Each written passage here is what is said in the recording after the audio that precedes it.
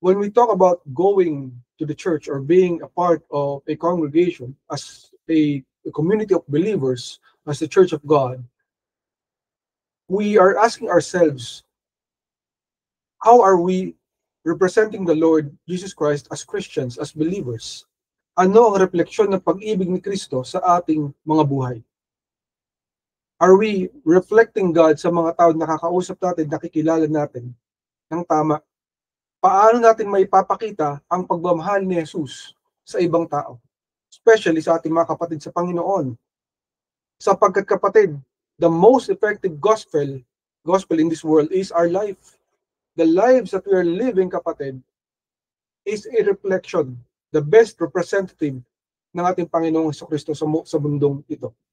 Para mas maintindihan natin salita ng ating Panginoon, tingnan natin ang John 13:34-35 in the ESV version. God says to us, "A new commandment I give to you, that you love one another. Just as I have loved you, you also are to love one another. By this all people will know that you are my disciples, if you have love for one another." Mga kapatid, itong command na ito ng ating Panginoon, hindi po ito simpleng command lamang, hindi ito parang suggestion, hindi ito parang paalala ng ating Panginoon sa atin, but this is something na inuutos niya that we must follow wholeheartedly. And when God says to us, love one another, you do not love certain groups of people, or parang yung mga kapatid mo sa Panginoon na nagugustuhan mo lamang yung kanilang ugali, di ba? Nagkakasundo lamang kayo. Pero sinasabi nito ng Panginoon, lahat ng kapatid mo sa Panginoon.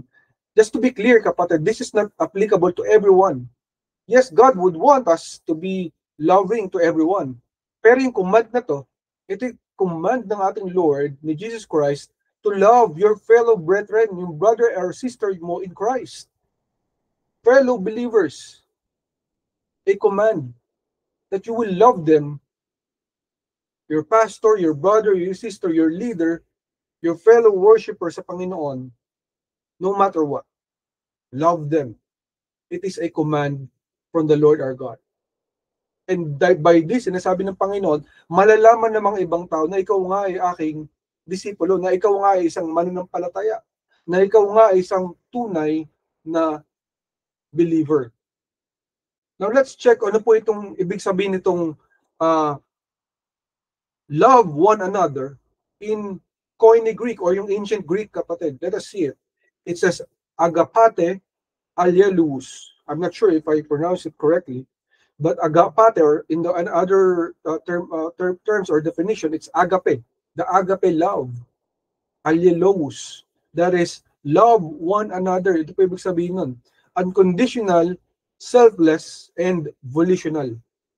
Now, when you say unconditional, wala kang hinihingi kahit anong kapalit. Diba? Kasi normally, when you talk about relationships, lalo na pagka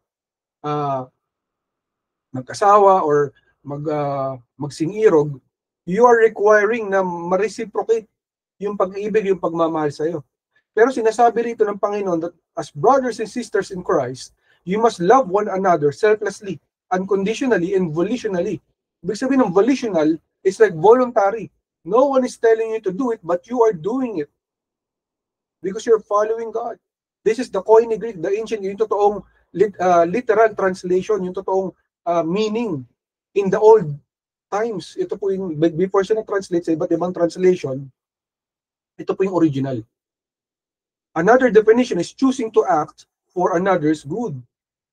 So, hindi po para sa ating kagustuhan or kalooban lamang o kabutihan natin, pero tayo po pumipiling gumawa ng tama para doon sa iba, yung ibang kapatid natin sa Panginoon.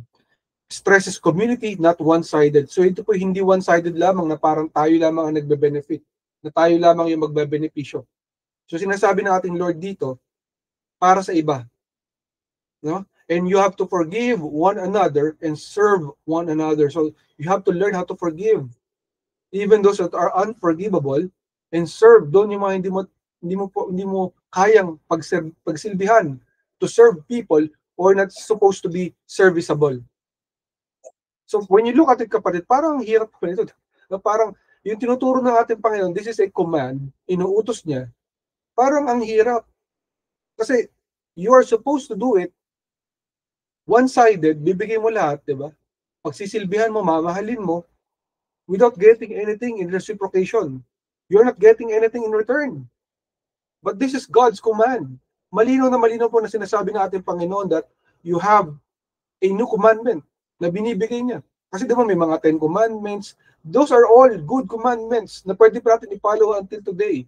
We're supposed to honor those laws na binigay ng ating Panginoon. Pero may malinaw siya tinuturo sa atin today that this is a new commandment na kailangan natin tuparin. Love one another. Tulad ng pagmamahal sa ating Panginoon. Dapat daw natin mahalin ang iba. So napakahirap ito kapatid, pag titignan natin, parang imposible naman yung kapatid, di ba? Na parang paano kung mamahalin iba na hindi ka mahal. Pero tinuturo sa ating Panginoon ito because today, we will understand na kapag tayo po'y natuto magmahal ng ibang kapatid natin sa Panginoon, no matter what, we are also freeing them as we are also freeing ourselves. Maybe nasa isa silang situation na napakahirap, hindi mo alam, and by freeing them from their situation, by helping them in their situation, you are also helping yourself. Mamaya, mas maintindihan natin ibig sabihin nito.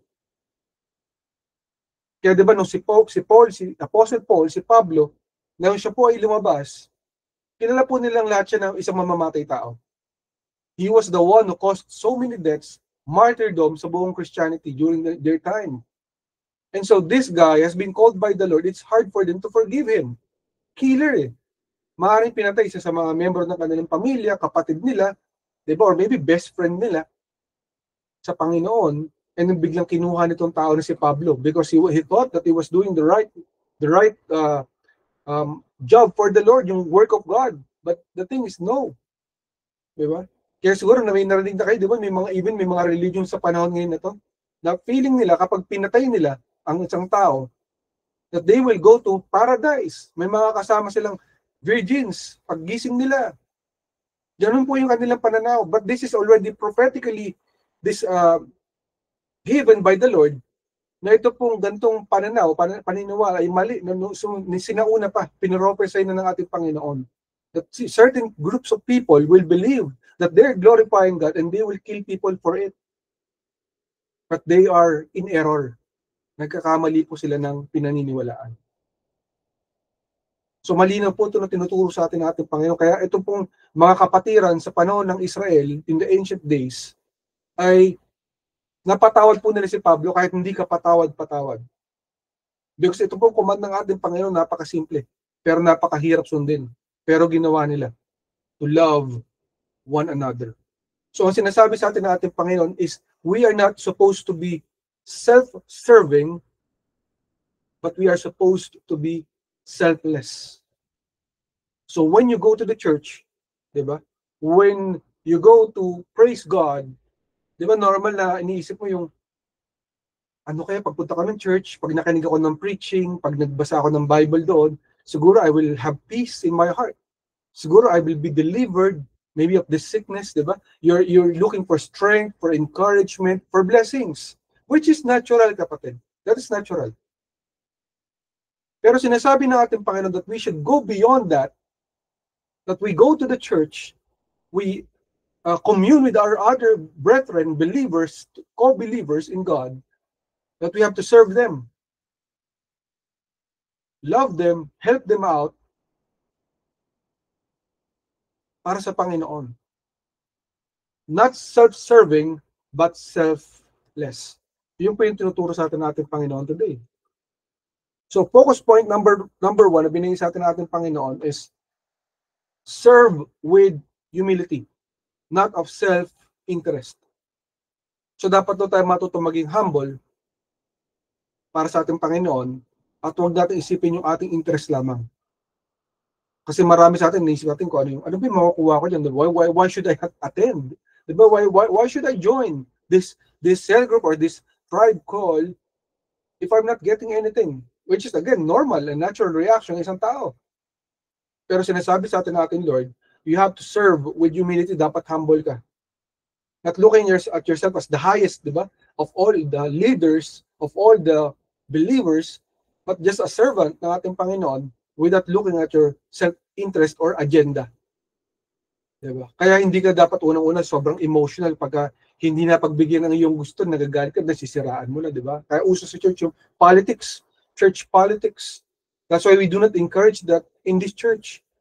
In church politics, we don't want that. We don't want division. We want unity in God. Because ang bida, hindi tayo ang bida ang ating Panginoon. So sinasabi ng ating Lord sa atin sa Philippians 2:1-4 in the New King James Version, unity through humility. Unity through humility. Therefore, if there is any consolation in Christ, if any comfort of love, if any fellowship of the Spirit, if any affection and mercy, fulfill my joy by being like-minded, having the same love, being of one accord and of one mind. Let nothing be done through selfish ambition or conceit, but in lowliness of mind, let each esteem others better than himself. Let each of you look out not only for his own interests, but also for the interests of others. So wag yung interest ng ating kapatid ang ating titingnan. Again, it is natural, highly natural. When you go to a place, when you look for something, you are looking for your own good. It's natural, kapatid. But God is making us go through the supernatural route that we must be able, kapatid, to serve people, to love people without only our self-interest. Yung ambition lang natin, yung agenda lang natin. Diba? Kaya nga sabi, when you go to the church, you're always asking for encouragement, diba? Normal. You want to be encouraged, you want to feel good. You want to feel na ang Panginoon, yung presensya ng ating Panginoon, Jesus, ay nandaroon sa lugar na yon. It's normal. Pero kapatid, may tanong tayo sa ating lahat. Tinatanong sa ating Panginoon today, how about you? You want to be encouraged, diba? You want to feel good, you want to have that peace, but are you encouraging others too? Are you blessing others too? Are you helping? Diba? Or are we just spectators? Diba? So yun yung tinuturo sa ating Panginoon today. We're not just here to be our own mind, but being one-minded with others para sa Panginoon. Para hindi self-serving, hindi self-interest or self-agenda. So ang tinuturo sa ating Panginoon, yung tunay na simbahan ng ating Panginoon, tunay ng iglesia, ay para sa Panginoon tayo po'y magsasama-sama. With one agenda to praise God, to worship God, together loving each other, helping each other, supporting one another for the Lord. No matter what, minsan hindi kayo magkaintindihan, di ba? Hindi kayo nagkakaunawaan sa lahat ng bagay, hindi yet you are forgiving, you're still loving. Yet you're still embracing them. Di ba? For the Lord. Kaya isa po sa mga command sa ating Panginoon, di ba? Na hindi po ginagawa ng, I would say, 90% of the church today sa buong mundo, no one is doing it. But it's actually a command ng ating Panginoon. Tanungin niyo ang inyong sarili, in your lifetime, have you done it? Diba? Sino po nakagawa na sa inyo nito? Pag-isipan niyo mabuti. Pero this is a command na hindi po pina-follow ng mga anak ng Diyos. Ano po yung command na yun, brother? Ano po yung command na yan, sister? Yung command na yan is to wash the feet of the disciples. Hugasan ng paa ng mga disipulo ng Panginoon. So yung fellow brothers and sisters mo sa Panginoon, you should be able to wash their feet to honor God. Diba? Sino pong unang gumawa nito? Kung nagbabasa ka ng Biblia, kapatid, if you have read the Bible, si Jesus Christ ang unang gumawa nito. Kaya nga nagulat sila eh. He's supposed to be a Lord. He's supposed to be God in this world. And yet, here he was. The Messiah, hinuhugasan ng kanilang mga paa. Because yung heart ng Panginoong Jesus is to serve, to love, to be a servant. If you want to be a leader, you need to be a servant. If you want God to call you, you need to serve first. So yung puso po ni Jesus Christ is mag-serve. Kaya sabi niya sa atin, yung command niya, you should be able to wash the feet of my disciples. Just as I have washed yours. So hinugasan po ng Panginoon yung mga paa, di ba? Nila Pedro, nila Peter, nila Andrew, nila Mark, nila Thomas, lahat po sila sinugasan yung paa. And yet, nowadays, ang dami nilang doktrina, ang dami religion sa mundo na to, but no one is following the Bible. No one is washing the feet of fellow believers. Diba? Pero napakahigpit sa doktrina. But the thing itself, hindi pina-follow yung Bible. So sinasabi ng Panginoon, we have to serve with humility, not our self-interest. Kasi napakahirap nun, di ba? Huhugasan mo yung paa ng tao. Kasi diba, pag tinignan mo yung sa buong katawan ng tao, isa sa pinakamaruming parte ng katawan ng isang tao ay yung paa. Dili ito pinanlalakad di ba? Siyempre, sa sahig marumi, minsan may mga alikabok at kung ano-ano pa. And for you to hold the feet ng isang tao at hugasan ito, it's really somehow humiliating. And yet God is commanding us to wash the feet of God's disciples, ibig sabihin, disciples, fellow believers, the fellow brethren ng ating Panginoon. So that we will be humble. Doon kasi pag ginagawa natin, yung walang magiging division. Pag ginagawa natin yung kapatid, walang politics sa church. Hindi ka nagmamataas, hindi ka nagmamagaling. Kasi alam mo, kapatid, na pare-pares kayong servant ng ating Panginoon. And I saw that logic, kapatid. Are you seeing that logic, kapatid, ng ating Panginoong Jesus? How to be humble sa harapan ng ating Panginoong buhay, sa harapan ng mga fellow believers. It is very important, kapatid, that we must know yung humility ng ating Panginoong Jesus. Kasi biruin mo, Diyos na siya, di ba? Kung ikaw hindi mo yung kayang gawin kasi feeling mo nakakababa ng pagkatao, it's normal. Yes. But remember, God is God. Jesus Christ is God. And yet, He did that to serve. To be an example for all of us. Sino man pipiliin nating example, di ba? Yung tao. Maraming taong lalabas, pero hindi po sila tunay na example. Ang tunay na example ng ating Panginoong Jesus. So we must be reminded of that, kapatid. Very important. Focus point number 2 na binigay ng ating Lord for today, compete only in love for one another. Compete only in love for one another. Now, God says to us in Romans 12:10 in the ESV version, love one another with brotherly affection. Outdo one another in showing honor. So yung dapat na pinag-uusapan natin, kapatid, na competition sa mundo na to, lalo na sa church, ay hindi yung sino pinakamalakas, sino pinakamagaling, pinakamatalino, pinaka-anointed, di ba? May pinakamagagandang gifts ng Panginoon o pinakamagaling magsalita, hindi po yun. Ang ating competition is to show love. Sino mas malaking love na binigay sa iba. Yun po yung tinuturo ng ating Panginoon, to love one another, to outdo. Mas higitan mo pa. Kumbaga, syempre, meron sa yung binigay na time, pinag-pray ka niya ng buong isang oras. Maybe baka next time nakita kayo, baka ikaw naman dapat mag-pray para sa kanya. Kapatid, baka may kailangan kayo, pag-pray naman kita. Diba? Baka may pinagdadaanan ka, baka pwede kitang i-encourage. Do you need counsel?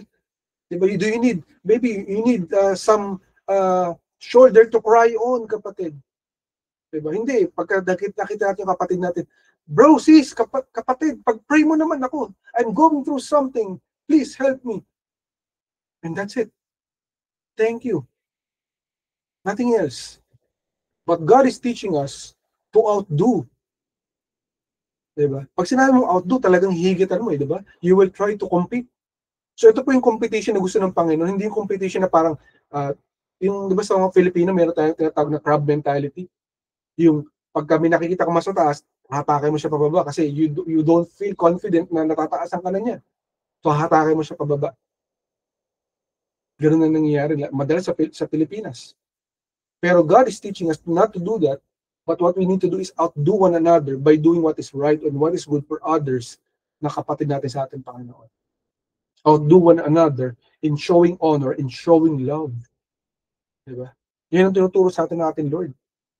Kapatid, are you doing that, kapatid? Na wala kang utang na loob sa isang tao kundi pagmamahal.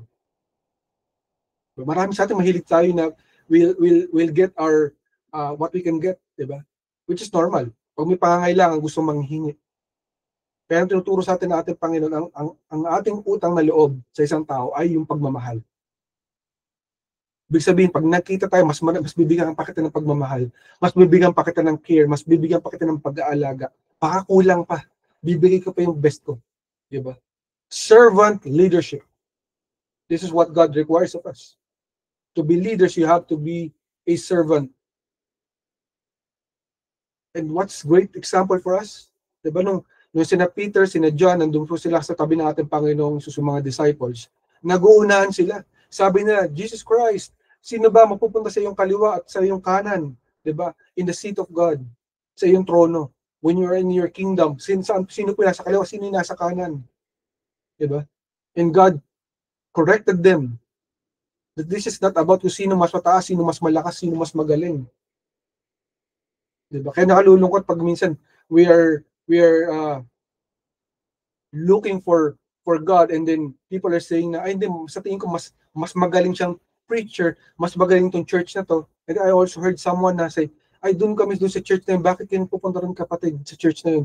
Kasi mas malaki yung kanilang church, parang Araneta Coliseum, they are upon thousands upon thousands upon thousands. Now, where is that in the Bible? It's not in the Bible, kapatid. Hindi po yun sa dami ng uma-attend. Hindi po yun sa dami ng dumadalo. But if Christ is there in that place, that's the most important thing. Because if Christ is never there in that place, wala pong silbi ang ating pagpapagal. Christ must be there in that place. Now, if you want Christ to be in a place, dapat po mayroong isa, dalawa, tatlong tao na nagkakasama-sama-sama, nagkakatuwang para purihin ang ating Panginoon. We must be united in Christ together as believers. Because if we will not have that, kapatid, then we are lost. Ang unang-una nating isipin, kapatid, yung kapatid natin sa Panginoon. What have you done for your brother, for your sister? Diba? Nung napahamak si Abel, you remember that? Diba si Abel at si Cain, yung magkapatid in the beginning, in the Bible, in Genesis, yung anak po ni Adam and Eve, ni Adan at Eva, diba, naalala nyo, napatay po ni Cain, si Abel. Ano po yung unang-unang nasabi ni Cain sa ating Panginoon? Nung siya po kinausap ng ating Panginoon, am I my brother's keeper? Sabi sa kanya ng Panginoon, where is your brother? Sabi, although alam na ng Panginoon kung anong pangyayari, He is God, He knows everything, pero dinahantay niya magsalita. Ito pong si Cain. So tinanong niya, where is your brother? Sabi niya, am I my brother's keeper? Kapatid, are we our brother's keeper? Yes, we are. Are we keeping them in our prayers? Pinagpapray mo ba ang kapatiran mo sa Panginoon o pinagpapray mo lang pangangailangan mo? Yet you're asking for prayer. You're asking for help. Are you helping them? Are you praying for them? Are you encouraging them? Diba? Servant leadership is what God requires of us today. Learn, kapatid, to serve selfless, not self-serving. Yun po tinuturo sa atin nating Lord today. Takeaway sa binigay sa atin nating Panginoon for today is, number one, bear with one another to fulfill Christ's command. Bear with one another. So matuto po tayo magpasensya, magmahal, magbigay ng time para sa mga anak ng Diyos na katulad natin, para po i-fulfill yung utos ng ating Panginoon. Ito po yung utos niya. That we should love our people. Diba? Actually, more than we love ourselves. We should love them, show them love. Ito po yung command, utos ng ating Panginoon. Pangalawa, we build up, we come not to destroy. So bilang magkakapatid sa Panginoon, ang unang-una natin gagawin is mag-build up. I-rebuild natin yung tao na nangangailangan, to encourage, diba? To support, to give words of wisdom, to give words of encouragement and love, not to destroy them. Kasi marami sa atin sasabihin na gagamitin agad, open rebuke is better than secret love, kapatid. How about, kapatid, Proverbs 17:17, a friend loves at all times. Dapat ganun tayo. At all times you love. Yes, there are times for correction. There are times for saying what needs to be said. Diba? There is time for preaching. But there must be more love, kapatid. Kaya ako, ganun ako sa family ko. When I see my son, I always tell him how I love him. Because we are supposed to serve, to show love greatly sa mga taong importante sa atin. So tinuturo sa atin Panginoon, love one another. We are not here to destroy people. We are here to build up people for the Lord. How can you build a church? How can you build a people if you are going to destroy them? Hindi po yun ang turo ng ating Panginoon. And lastly, there must be no division in God's people. Hindi po tinuturo ng ating Panginoon na tayo po ay magkawatak-watak. Dahil sa magkakaiba tayo ng pananaw, magkakaiba tayo ng gusto, magkakaiba tayo ng agenda, nagkakaaway-away tayo. So, unang-una tinuturo sa atin ng ating Panginoon, if you want to be blessed, if you want to be rewarded, there must be unity sa bahay ng ating Panginoon. Whatever it is that you're going through every time, learn to be united. Learn to pray in love. Learn to pray in unity. Just like our nation. Huwag mo ipag-pray na ang nation mo ay gusto ko mawasak na itong nation na to kasi maraming masasama, ganyan. No. That's not the right way to do it. You pray. Pray that God will fix things that needs to be fixed. It starts from you and with you to pray. So you're not only supporting, you're not only showing love by doing it but by also believing and praying. If you want to be united yung pamilya mo, diba? Ganun din yun. You have to pray. Start by praying. You lay the groundwork, you lay the foundation, and God can walk through it and with it, the situation that you're going through in your family. God can fix it. But it starts from us. By serving, by loving. Kasi marami sa atin ganun eh. Bakit ako magbibigay ng time?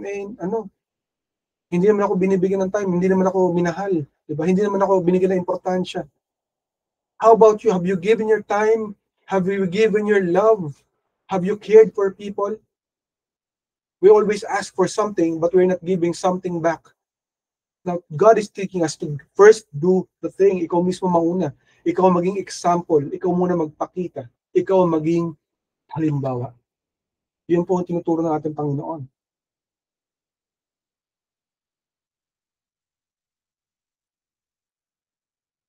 In Galatians 6:2 in the ASV version, bear one another's burdens and so fulfill the law of Christ.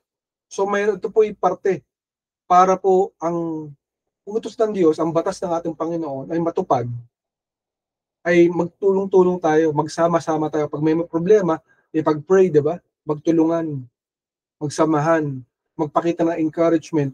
Hindi yung unang-unang gagawin mo pagka may nangyari. Siguro kapatid, may kasalanan ka, kaya ka nagkakaganyan. Kaya puro pangit ang nangyari sa buhay mo kasi masama ang ginawa mo.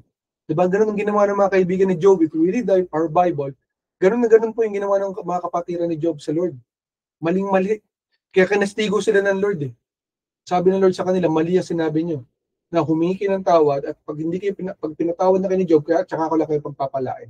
Otherwise, I will curse you. Kaya kapatid, maging maingat tayo sa mga kapatiran natin sa Panginoon kasi we are responsible for our brethren in Christ. We have to bear one another's burdens para matupad po yung batas, yung turo ng ating Panginoon. Ano ba yung batas na yan, kapatid? In 1 Thessalonians 5:11 NLT, so encourage each other and build each other up just as you are already doing. So we are to build each other up, kapatid.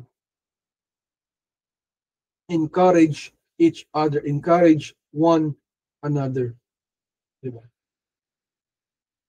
We don't go to a place of worship and then yung mga tao hindi lalapit sila kasi they think na ito mukhang wala tong may ko-contribute dito. Hindi maganda yung damit niya, hindi maganda yung suot niya, hindi maganda, mukhang wala siyang dala-dalang financial stability rito sa church na to. Hindi lahat siya welcome.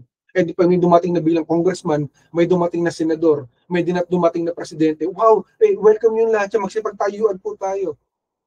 Is that what God wants for us to do? No. We have to encourage each other, build each other up. Hindi po namimili ang ating Panginoon. Wala pong pinipiling pangalan, di ba? O estado ang ating Panginoon. Sabi nga ng Panginoon, He is not a respecter of persons. He does not respect kung ano po yung pagkatao natin, kung saan tayo nanggaling. He accepts anyone and everyone from whatever background that you came from, saan ka nanggaling, ano nangyari sa buhay mo. God accepts you. God gives you a moment in time para makapasok sa kanyang kaharian. God accepts everyone, but you have to do it the right way. Now, how can we do it the right way kung di po natin bibigyan sila ng pagkakataon? So we must learn to encourage each other and build each other up. Last verse na ating Panginoon, in 1 Corinthians 12:25 to 27 in the NASB version, God says, so that there may be no division in the body, but that the parts may have the same care for one another. And if one part of the body suffers, all the parts suffer with it. If a part is honored, all the parts rejoice with it. Now you are Christ's body, and individually parts of it. Wala po yung pinagkaiba na isang kapatiran ay may pinagdadaanan, humingi ng prayer request, and everyone is really saddened about the situation, crying together with the brethren para pag-pray. Diba? Talagang suporta, papakita ng sympathy, empathy doon sa taong nangangailangan nun. And when the Lord answers with a miracle para sagutin yung panalangin, sabay-sabay po magpupuri sa Panginoon. Na talaga naman pupurihin ng Panginoon sapagkat tunay ang Diyos na ating tagapagligtas at ating tagasagot. We should be here for one another, not to be divided, not to attack one another. Sino pinakamagaling, sino pinakamalakas, sino pinakabida. Ang bida lamang ay ating Panginoong Jesucristo. Kaya pagmamasa natin ang buong kongregasyon sa buong mundo, may kanya-kanyang pangalan, may kanya-kanyang sekta. Magkakaaway. Why? Because they want to be the highest form of the church. But the thing is, ang church ay hindi po, pangalan po yung branding, hindi wala po yan doon. The church is the church of Christ.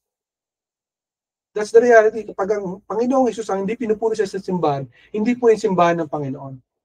But we should never be limited by territories. We should never be limited by boundaries. And we should never be limited by branding. At the end of the day, it's all about Christ. It's not about you and me, but it is about the Lord our God. That's why it's not about us. We should be servants of God. Kung si Kristo mismo naghuhugas ng paa, bakit hindi natin gagawin? Di ba, kapatid? We all go on our own ways when God teaches us to walk together in brotherly love. Ang mga anak ng Diyos, madalas nagkakanya-kanya.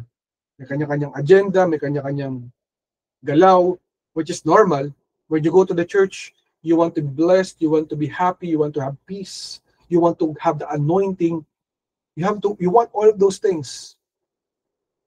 But there are times of inconveniences when you have to handle things para sa kapatid mo. Are you available, kapatid? When you are inconvenienced, when the things are not going your way, and yet still you're blessing them, and yet still you're praying for them. You're making time out of your busy time, not your 1% time, but a time na maaaring makaapekto sa'yo. Are you giving them time, kapatid? It's very important. I remember there was a time during my youth, nung ako po'y bata pa, at tayo po'y isa pong youth pastor. And there was this guy na nakilala ko. I was trying to bring him to Christ, na makilala niya ating Panginoong Jesucristo. At siya po, he was living a double life. I was seeing it. Nakikita ko na talagang he was living a double life. Pagka nakikinig ng Bible, pagpakinggan ng Bible, ang preaching ng Panginoon. Pero on the side, puro po kalokohan. Wala po siyang ginawa kundi magbisyo. But he was always visiting my house. I never judged him sa kanyang sitwasyon. But I was always there for him. I told him, lahat yung mga vision na yan, kapatid, one day, malilet go mo yan. But I am here to support you, to pray for you. I pray that God will remove yung mga dapat i-remove sa buhay mo para makapaglingkod ka ng tama sa ating Panginoon. And then one day, na-let go niyo yung mga bagay na let go. Natutunan niyo po mahalin ng Panginoon wholeheartedly. And ngayon nagsiserve na siya sa Panginoon. At napakarami pong kabataan ng kanyang hawak-hawak. Why? Because we were inconvenienced? Because it happened because we were inconvenienced? No. Because our job here, kapatid, is mag-serve. We are here to serve our fellow brethren sa ating Panginoon. Sapagkat sino po una nag-serve sa atin? Ang ating Panginoon. Ibinigay niya ang buhay niya para sa atin. Although we are not worthy, although He was inconvenienced, biruin mo, napako siya sa krus ng Kalbaryo ang ating Panginoon sa Kristo. He did not deserve it. Jesus Christ did not deserve to be nailed at the cross. But He died for all of us para ligtas tayo sa ating mga kasalanan. Sa ating sariling kagagawan. Tayo yung dapat pumunta sa impyerno, pero binigyan niya tayo makarating ng pagkakataon na makarating sa langit balang araw dahil sa pagmamahal niya sa atin. He first served us, ang ating Panginoon. Although He is God, He became human para lang tayo pagsilbihan. Who are we to say na hindi tayo pwede mag-serve? Hindi ba, kapatid? Serve the Lord and serve His people. God did not give up on you. Why would we give up on others? Diba? Why would you give up on people kung ang Panginoong Jesus hindi siya nag-give up sa'yo? Nang pwede niya siya mag-give up sa'yo, hindi siya nag-give up sa'yo, kapatid. God gave you the victory and to break your chains para makawala ka sa mga tanikalaan ng iyong buhay. Bakit mo ito gagawin para sa iba? Natulungan mo sila na makilala rin nila ang ating Panginoong Jesus. Sapagkat wala po makabreak ng chains sa ating kapatid. Diba? Kahit ano pang gawin mo, magparehab ka, pumunta ka sa lahat ng psychiatrist, lahat ng psychologist, the best of the best science can offer to change your behavior if you have a problem with behavior and your attitude. But it is only Jesus Christ that can change you, kapatid. You cannot change yourself. Now, if God can change you and God helped to change your life, why would you not allow others to be changed by God?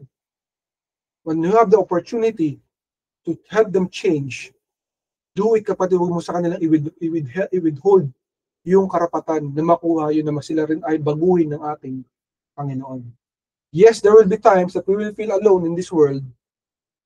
You feel na no one cares. Diba? How about it, kapatid?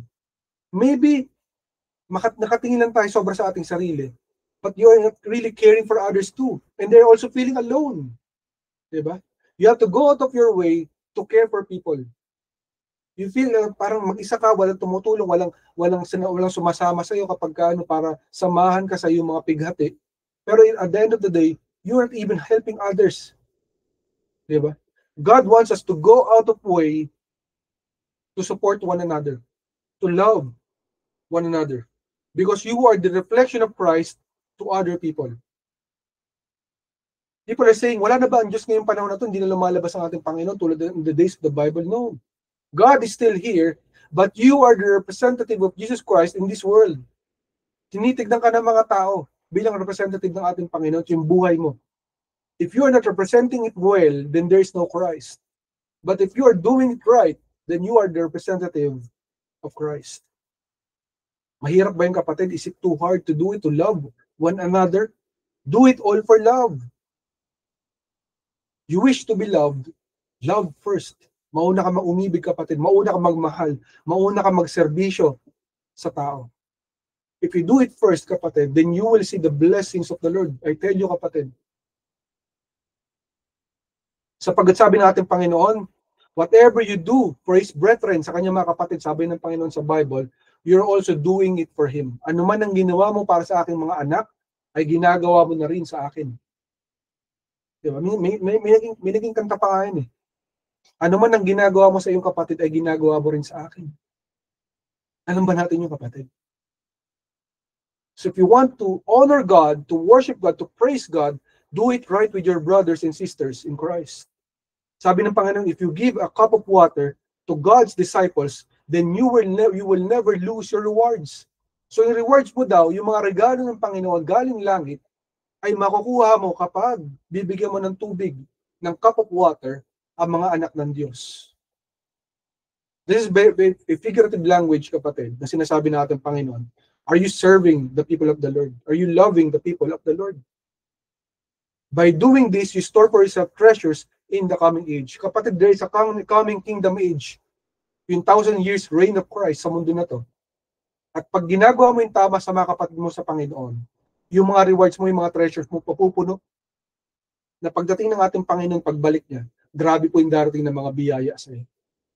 Of course, maliban sa mundo na to, we will receive rewards in this world, but in the coming age, the kingdom age ng ating Panginoon, you will receive more. Would you not want that, kapatid? Kaya nga sabi ng Panginoon, God is not unjust. He will remember how we serve others. Diba? Hindi po unfair ang ating Panginoon. Yung pagpapagal mo na maglingkod sa Panginoon, yung pagpapagal mo na mag-pray for them, even if you're not getting anything back, yung pagpapagal mo na mag-encourage, to counsel, diba, to serve one another, naalala ng Panginoon yun. Kaya kung alam niyo yung story ni Hezekiah, si Hezekiah ay mamamatay na, tinaningan na siya. Dumating na isang prophet, sabi sa kanya, prepare order your stuff, sabi niya sa kanyang ganun, because by this year, you will die. Sabi niya kay Hezekiah, by this time of the year, you will die. Naiyak siya, Lord, remember what I did for your name, for your glory, O God. At nung umiyak siya, narinig ng Panginoon. Kaya sabi sa kanya, yes, I have heard your prayer. I'll be adding up 10 more years for you. 10 more years. Tatagal pa ang buhay mo. Diba? What a answer from the Lord. What an answer from the Lord. God is not unjust. He will remember how we serve His people. Remember, kapatid, that Jesus loves you. Yes, God loves us. Jesus loves us. But are we loving others? Mahal ba natin ang mga kapatid natin sa ating Panginoon? Diba? And when you look at it, kapatid, how Jesus Christ did it kung kanyang time, He was actually abandoned. He was serving all of them, di ba, yung mga disciples? Pero when He was in the greatest need during that time, na siya po'y hinuli na mga kawal at dadalhin po sa Sanhedrin at ipapako, ano po nangyari sa mga disipulo?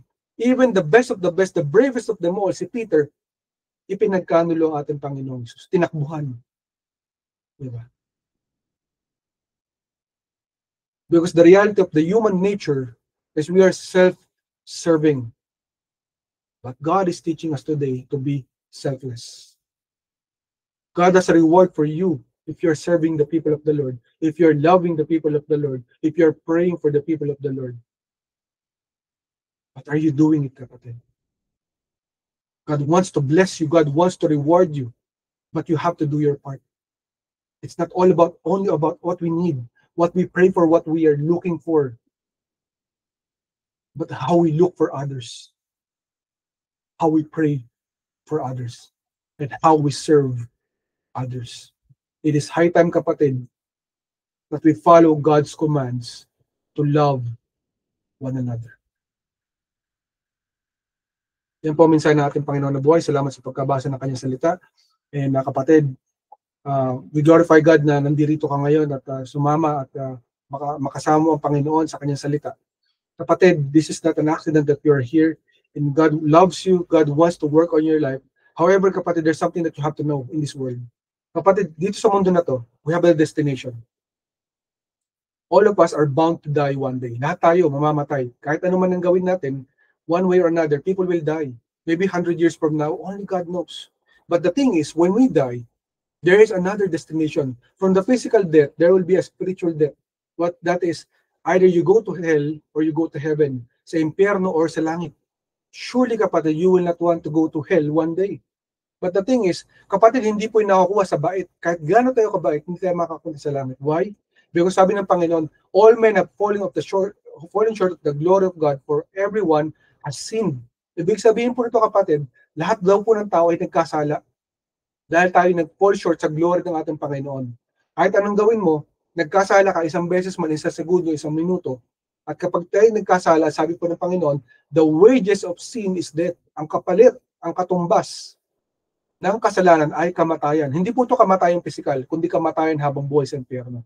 Surely, kapatid, you would not want to go to hell one day, but you would want to go to heaven one day kasama ang ating Panginoon. And there is a step that you must do na binigay ng Panginoon ng libre. Sapagkat siya, kapatid, ay namatay sa krus ng Kalbaryo. 2,000 years ago, binigay niya ang buhay niya sa krus ng Kalbaryo, napako siya, namatay siya at nabuhay muli pagkatapos ng 3 araw. Ano po yung meron doon? Because with that, He paid the penalty of death. The sin that we made, binayaran niya.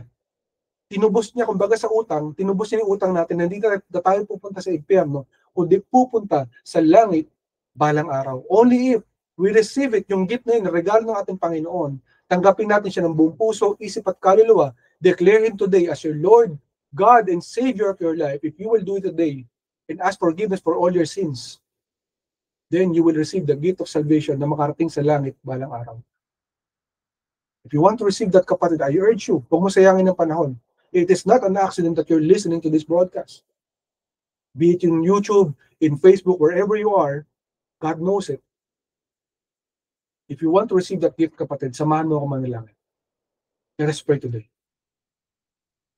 Jesus, tinatanggap kita sa aking buhay. Tinatanggap kita sa aking buhay. Humingi ako ng tawad Humihingi ako ng tawad sa lahat-lahat na aking kasalanan. sa lahat-lahat ng aking kasalanan. Patawarin mo ako.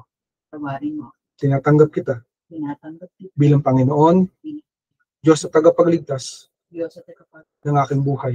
ng aking Baguhin mo ako pagbuhay mo ako sa pamamagitan ng Espiritu Santo. sa pamamagitan ng Espiritu Santo. Jesus, Jesus, salamat salamat at binigyan mo ako ng kaligtasan at binigyan mo ako ng at karapatan at na makarating sa langit na makarating sa balang araw. balang araw. Tinatanggap ko ito. Tinatanggap. Salamat rin Salamat namatay ka Namatay. sa krus ng Kalbaryo sa puso at nabuhay muli at mabuti pagkatapos ng 3 araw. pagkatapos ng tatlong. Ikaw na aking Panginoon, Ikaw na ang ikaw na ang aking Diyos, ikaw na ikaw na ang aking buhay. ikaw na Tinatanggap kita. tinatanggap. Ito ang aking panalangin Ito ang aking panalangin. sa pangalan ni Jesus. Amen, amen, at amen. Amen. Kapatid, the decision that you made is the greatest decision that you can make in your life. God wants to work in your life and wants to want to have a relationship with you. If you want to know more about Jesus Christ, I urge you, kapatid, samahan mo kami sa social media platforms ng Ancient Doors Church, and we will be more than glad to help you out. Congratulations sa iyo, kapatid.